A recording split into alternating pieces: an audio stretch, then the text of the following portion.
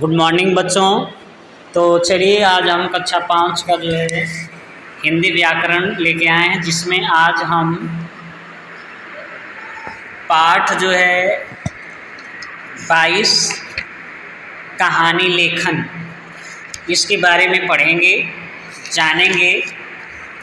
तो चलिए स्टार्ट कर देते हैं कहानी लेखन को। देखिए कहानी लेखन में किस तरह हमें कहानियाँ लिखना है। देखिए कहानियाँ सुनना तथा पढ़ना सब बच्चों को अच्छा लगता है। कक्षा में पढ़ाते समय जो अध्यापक कहानियाँ सुनाते हैं उन्हीं की कक्षा में सबसे ज़्यादा मन लगता है। घर में भी जब दादा दादी या नाना नानी नई नई कहानियाँ सुनाते हैं तो बच्चे रोटी खाना भी भूल जाते हैं। प्रत्येक देश की हर भाषा में कहानियों का भंडार है। हमारे वेद, उपनिषद, रामायण और महाभारत तो कहानियों के अनोखे खजाने।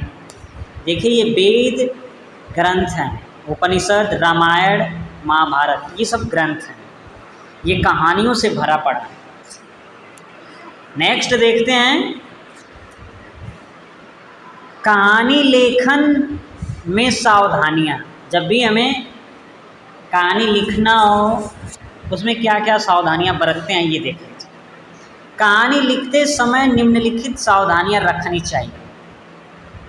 पहला, कहानी की रूपरेखा को 2-3 बार अवश्य पढ़ना चाहिए। कहानी की जो रूपरेखा है उसे 2-3 बार अवश्य पढ़ लेना चाहिए। दूसरा पॉइंट, कहानी रोचक भाषा शैली में लिखनी चाहिए। कहानी ऐसी भाषा में लिखी जानी चाहिए कि वो समझ में आए, ज़्यादा क्लिष्ट शब्द न हो, कठिन शब्दों से भरा नहीं होना चाहिए। शब्द आसानी से समझ में आए ऐसे शब्द कहानी में प्रस्तुत किए जाएं। नेक्स्ट है कहानी बहुत लंबी न हो। देखिए कहानी जो है बहुत लंबी नहीं होनी चाहिए, कहानी बहुत बड़ी या लंबी नहीं होनी चाहिए। नेक्स्ट, कहानी का विकास क्रम से होना चाहिए। कहानी का जो विकास होता है वो क्रम से, क्रम वाइज होना चाहिए। सरल भाषा, सरल, स्पष्ट और सभी को समझ में आने वाली होनी चाहिए। भाषा ऐसी होनी चाहिए जो सभी की समझ में आ जाए। कहानी का स्पष्ट उद्देश्य होना चाहिए तथा वह मनोरंजक भी होनी चाहिए। कहानी ऐसी होनी चाहिए जिससे सुनने वाले प्रसन्नचित हो जाएं, खुश हो जाएं, आनंदित हो जाएं। नेक्स्ट, कहानी में घटनाओं का वर्णन कौतूहलजनक होना चाहिए। कहानी ऐसी होनी चाहिए कि जैसे जी को छू जाए, दिल को छू जाए, आप एकदम उत्साहित रहें कि आगे और कुछ घटनाएं घटने वाली हैं और रोचकता लिए हुए कहानी को सुने या प्रदर्शित होनी चाहिए ऐसी कहानी। कहानी किसी अच्छे गुण के विकास की प्रेरणा देने वाली होनी चाहिए। कहानी ऐसी भी होनी चाहिए कि कोई अच्छा गुण प्रदर्शित हो, ऐसी कहानी होनी चाहिए। नेक्स्ट, कहानी के मुख्य भाव के आधार पर शिक्षा लिखनी चाहिए। यानी कहानी का जो मुख्य भाव है उसी के आधार पर शिक्षा उससे मिलनी चाहिए, ऐसी कहानी होनी चाहिए। तो चलिए नेक्स्ट हम एक कहानी देख लेते हैं कि कहानी कैसे लिखते हैं, कैसे उसको तैयार करते हैं। कहानी का शीर्षक है संगति का फल। कैसा फल? संगति का फल जो है, संगति का फल। यानी हमारी संगति कैसी है वैसा ही हमें फल मिलेगा। संगति अच्छी है तो अच्छा फल, और संगति बुरी है तो बुरा फल मिलेगा। तो हमें संगति को बनाना पड़ेगा। अब हम कैसी संगति बना रहे हैं वैसा ही हमको फल मिलने वाला है। चलिए देखिए,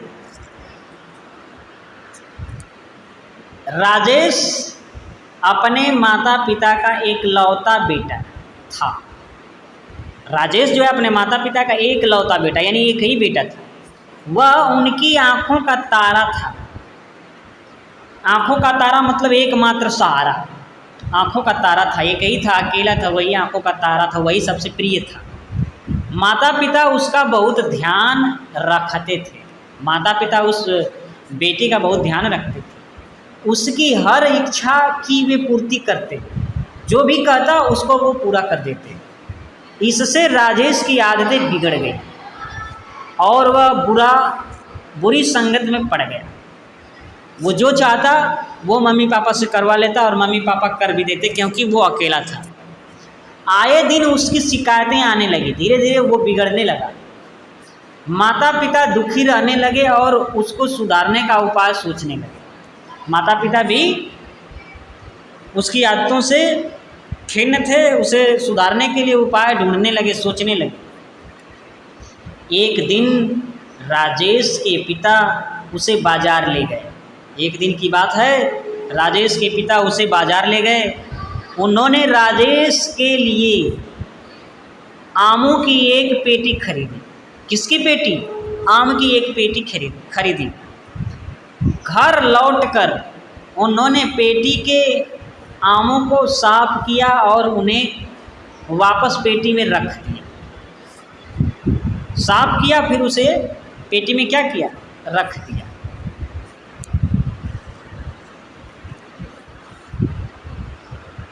उन आमों में से एक गला हुआ आम भी था। एक आम कैसा था? गला था, गला हुआ था, सड़ा गला था। राजेश के पिता ने जानबूझकर उसको वह आम अच्छे आमों के बीच रखने को कहा। राजेश के जो पिता हैं जानबूझ करके उस गले हुए आम को उन आमों के बीच में क्या कर दिया? रखने को कहा।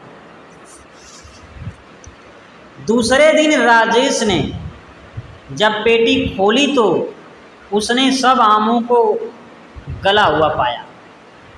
कैसा पाया? गला हुआ। एक आम गला उसमें रख दिया, अच्छे आमों के बीच एक गले हुए आमों को रख दिया, गला आम रख दिया। वो गला आम, उसी गले आम की वजह से सारे आम क्या हो गए? गल गए।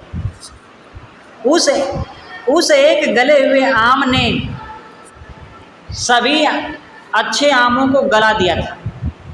पिता ने पुत्र को समझाया कि गले हुए आम की तरह बुरी संगति भी अच्छे